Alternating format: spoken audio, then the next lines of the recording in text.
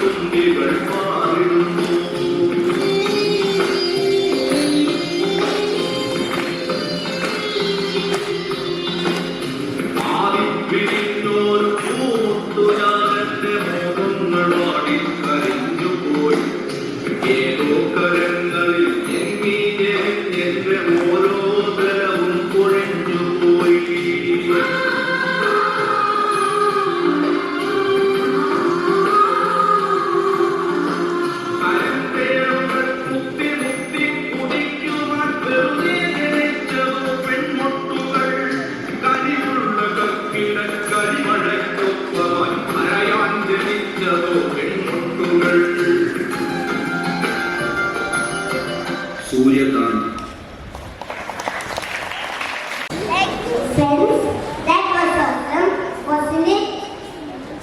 Now, let me invite Reverend Father Lijo Porciamai to speak a few words. Good morning, Sabarians. Good morning. Let's give a good round of applause to our second C. There is students and their teachers. Here it looks like some parents in the morning itself seeing such a wonderful children in yellow color and colors makes the day very pretty. That's been the confidence of children and the power they have shown is always, we can just make the future of Pushapet is always very strong because the goodness always makes this day very powerful. Thank you, Father, for your valuable words. Now, I take this opportunity to thank each one of you, especially our Vice Principal, Shalu Ma'am, teachers, and all my friends. Thank you.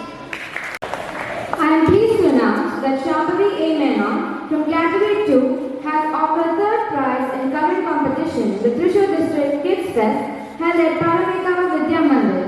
For that, I request Principal Father to give away the certificate and trophy.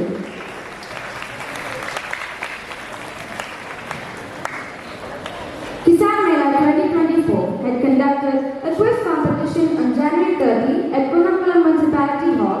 Our students have also participated and won the second prize. So, let me call upon Adishesha and Anna Johnson of Class 8A.